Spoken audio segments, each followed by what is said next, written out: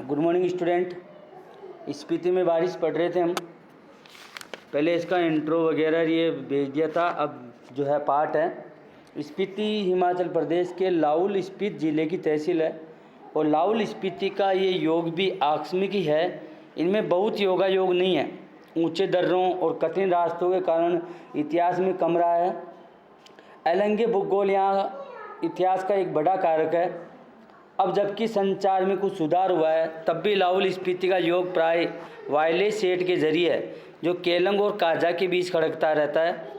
फिर भी केलंग के बादशाह को भय रहता है कि कहीं काजा का सूबेदार उसकी अवज्ञा तो नहीं कर रहा है, यानी आज्ञा का उल्लंघन तो नहीं कर रहा है, कहीं बगावत तो नहीं करने वाला है। लेकिन सिवाय वायरलेस सेट पर संदेश भेजने के वह कर भी क्या सकता है। यानी बहुत हिमाचल प्रदेश में है ये लाहौल स्पीति, दो पहाड़ों के बीच में है। तो वहाँ पे क्या समस्या ये रहती है कि एक तो जो है वायरलेस सेट के ज़रिए ही वहाँ पे काम होता है और ज़्यादा काम नहीं होता है। ठीक है। वसंत में भी 170 मील आना जाना कठिन है। शीत में तो प्राय यानी शीतकाल में बारिश के मौसम में तो असंभव ही है। प्राचीन काल में शायद स्पीति भारत साम्राज्यों का अनामंग रही है। जब ये साम्राज्य टूटे तो ये स्वतंत्र रही है। फिर मध्य युग में प्राय लद्दाख मंडल और कभी कश्मीर मंडल, कभी बुसर मंडल, कभी कुल्लू मंडल, कभी ब्रिटिश भारत के तहत रही है। तब भी प्राय ये स्वायत्त यानी स्वतंत्र रही है। इसकी स्वायत्तता भूगोल ने सिरजी है, यानी भूगोल ने बनाई है, क्योंकि यहाँ का भूगोल ही ऐसा है। ठीक है। भूगोल ही इसकी रक्षा करता है और भूगोल ही इसका संहार भी करता है। इसका विनाश भी भूगोल ही करता है, इसकी रक्षा भी भूगोल ही करता है। पहले कभी उन राजाओं का कोई हरकारा आता था। हरकारा कहते हैं भाई सेवक को, जो संदेश लाने वाला होता है उसे बोलते हैं। तो उसके आते जाते वह अलग वसंत बीत जाता था। कभी कोई जोरावर सिंह जैसा आता था तो स्पीति का तरीका वही था जो तूप चिलिंग गोनपा में मैंने देखा। जब डायनामाइट का जो विस्फोट हुआ था तो लाहौली हजस कर आँख बंद कर चागमा का तना पकड़ या एक दूसरे को पकड़कर बैठ गए। जब धमाका गुजर गया तो डरते डरते आंख खोलकर उठे। जोरावर सिंह के आक्रमण के समय स्पीति के लोग घर छोड़कर भाग गए। उसने स्पीति को और वहां के विहारों को यानी उद्यानों को लूटा। यह अप्रीतकार शायद स्पीति की सुरक्षा की पद्धति है। स्पीति में जनसंख्या लाहौल से भी कम है। 1901 की जनगणना के अनुसार 3231 रही है। 1971 की जनगणना के अनुसार 7196 है। इसका क्षेत्रफल मुझे 1971 की जनगणना में लाहौल के साथ जोड़कर मिला है, जो लगभग 12,015 वर्ग किलोमीटर है। स्पीति का अलग क्षेत्रफल नहीं दिया गया है। इंपीरियल गजेटियर ऑक्सफोर्ड 1908 खंड 23 के अनुसार यह क्षेत्रफल 2155 वर्ग मील है। इस तरह स्पीति की जनसंख्या प्रति वर्ग मील 4 से भी कम है, यानी 4 लोग से भी कम रहते हैं प्रति वर्ग मील वहाँ पे। 1901 में प्रति वर्ग मील 2 से भी कम थी और 1901 में तो 2 से भी कम थी। जनसंख्या बहुत कम है वहाँ की। लाहौल स्पीति का प्रशासन ब्रिटिश राज से भारत को जस का तस मिला। अंग्रेज़ों को यह 1846 ईस्वी में कश्मीर के राजा गुलाब सिंह के जरिए मिला। अंग्रेज़ इनके जरिए पश्चिम तिब्बत के ऊन वाले क्षेत्र में प्रवेश करना चाहते थे। तिब्बत में अंग्रेजी साम्राज्य के दूरगामी हित थे, यानी उनके जो है दूरगामी यानी दूर के हित थे अंग्रेज़ों के, और वो वहाँ पर प्रवेश करना चाहते थे। जो भी हो, 1846 में कुल्लू लाहौल स्पीति ब्रिटिश अधीनता में आए। पहले सुप्रिटेंडेंट के अधीन थे, फिर 1847 में वे कांगड़ा ज़िले में शरीक कर दिए गए, यानी मिला दिए गए। लद्दाख मंडल के दिनों में भी स्पीति का शासन एक नोनो द्वारा चलाया जाता था। एक नोनो के द्वारा वहाँ पे चलाया जाता था। नोनो का मतलब होता है भाई स्थानीय शासक। ठीक है। ब्रिटिश भारत में भी कुल्लू के असिस्टेंट कमिश्नर के समर्थन में ये नोनो कार्य करता रहा। इसका अधिकार क्षेत्र केवल द्वितीय दर्जे के मजिस्ट्रेट के बराबर था, लेकिन स्पीति के लोग इसे अपना राजा ही मानते थे। राजा नहीं है तो दमयंती जी को रानी मानते हैं। अगर राजा नहीं है तो फिर वो दमयंती जी को क्या मानते हैं? रानी मानते हैं। वर्तमान 2002 की जनगणना दी हुई है। लाहौल स्पीति का क्षेत्रफल 12,200 वर्ग किलोमीटर और जनसंख्या लगभग वहाँ की 34,000 है। वो नीचे स्थानीय शासक जो दिया हुआ है वो नोनो का मतलब स्थानीय शासक वहाँ का। आगे देखिए 1873 में स्पीति रेगुलेशन पास हुआ, जिसके तहत लाहौल और स्पीति को विशेष दर्जा दिया गया। ब्रिटिश भारत के अन्य कानून यहाँ नहीं लागू होते थे। रेगुलेशन के अधीन प्रशासन के अधिकार नोनो को दिए गए, जिसमें मालगुजारी इकट्ठा करना, मालगुजारी का मतलब राजस्व यानी टैक्स इकट्ठा करना, और छोटे छोटे फौजदारी के मुकदमों का फैसला करना भी शामिल था। उसके ऊपर के मामले वह कमिश्नर के पास भेज देता था। उन दिनों लाहौल स्पीति का वृत्तांत कांगड़ा जिले के अंतर्गत कुल्लू तहसील में मिलता है। कुल्लू मनाली हिमाचल प्रदेश में है, पर्यटन स्थल है, वहाँ मिलता है। स्वराज के बाद यानी जब भारत जब आज़ाद हुआ 1960 में लाहौल स्पीति पंजाब राज्य के अंतर्गत एक अलग ज़िला बना दिया गया, जिसका केंद्र केलंग में है।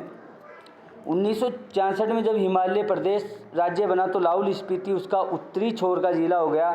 यह देश का सबसे अधिक दुर्गम क्षेत्र है, सबसे अधिक जो है दुर्गम क्षेत्र है वो देश का।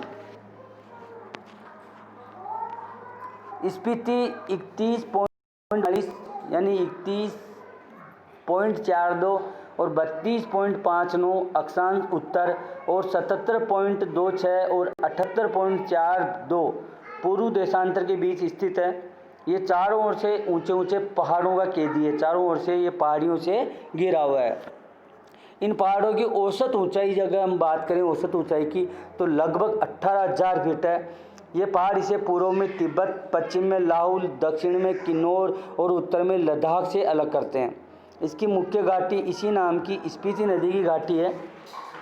स्पीति पश्चिम हिमालय में लगभग 16,000 फीट की ऊंचाई से निकलकर पूर्व में तिब्बत में बहती है।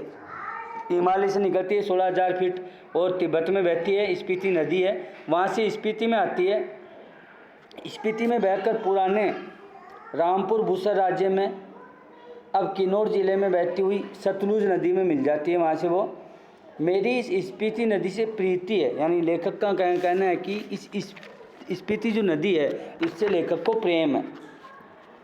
स्पीति में मैं सिर्फ इसी नदी को पहचानता हूँ, सुनता हूँ कि कोई पारा नदी भी है। फिर घाटी है, स्पीति के अलावा पिनकी घाटी वहाँ पे प्रसिद्ध है।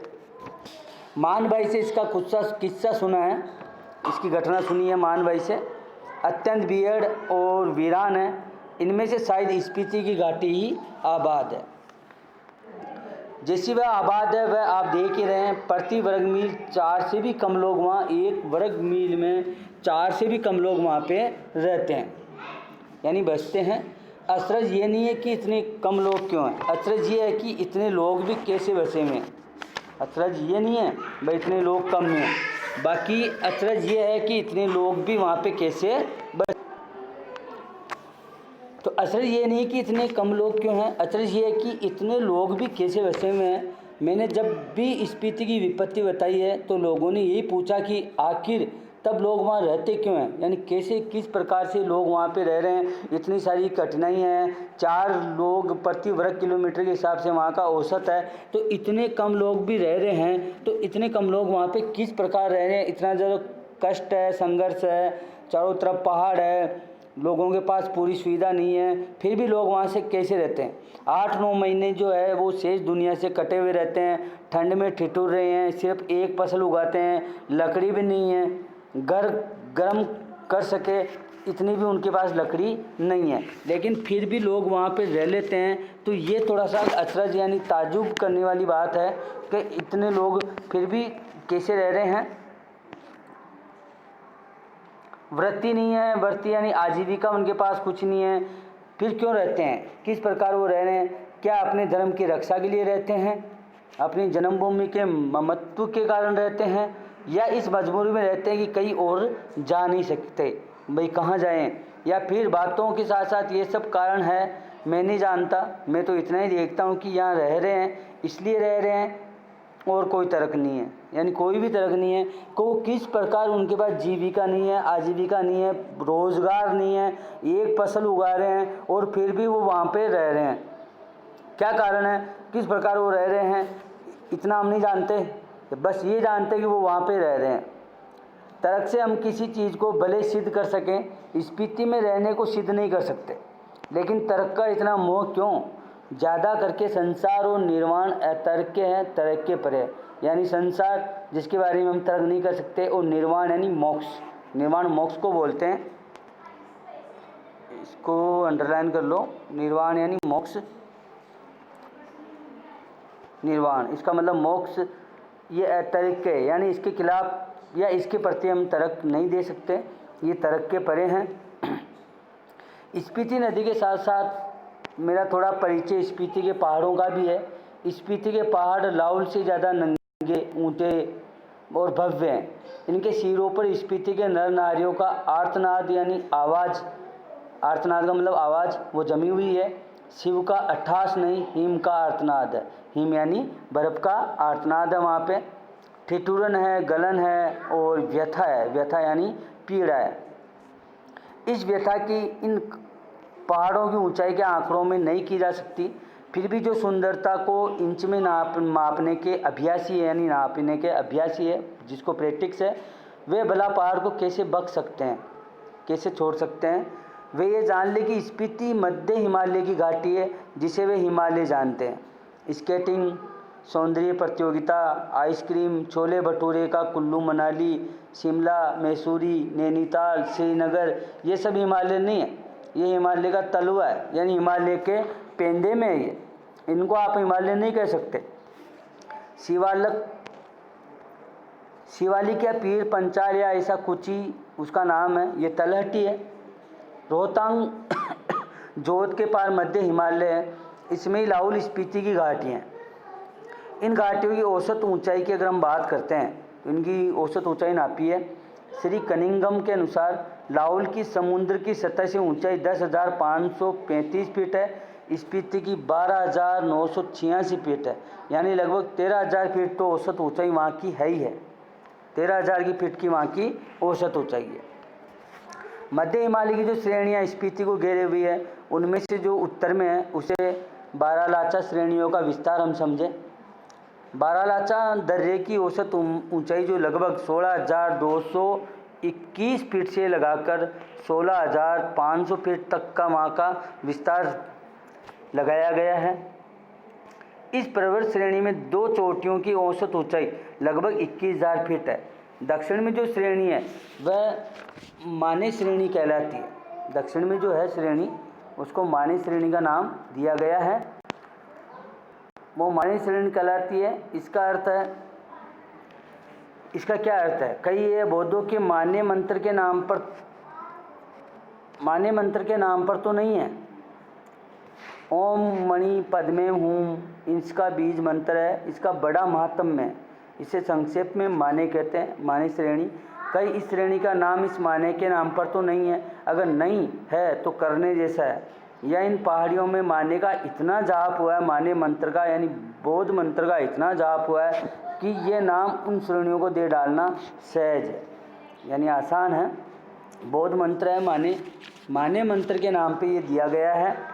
तो माने मंत्र के नाम पे हो सकता है इन पहाड़ियों का नाम माने मंत्र रख दिया गया हो, है ना। तो इंपीरियल गजेटियर की अगर हम बात करें तो माने श्रेणी की ऊंचाई 21,646 फीट बताई गई है। ये तो इस श्रेणी की किसी भी चोटी की ऊंचाई होगी। पूरी श्रेणी की ऊंचाई तो एक नहीं होगी भाई, अलग अलग श्रेणियाँ तो अलग अलग इनकी ऊंचाई होगी, कोई कम होगी कोई ज़्यादा होगी। जो छोटी मोटी चोटियाँ हैं उनकी ऊंचाई भी 17,000 फीट से अधिक है। कई गांव समुद्र की सतह से 13,000 फीट से भी ऊंचे बसे हुए हैं। एक या दो तो 14,000 फीट की ऊंचाई पर है। ये मध्य हिमालय है, इसमें स्पीति स्थित है। तो ये स्पीति की बात है। इसके पार बाएं हिमालय दिखता है, यानी बाहर का हिमालय दिखता है। इसकी एक चोटी 23,064 फीट ऊंची बताई जाती है।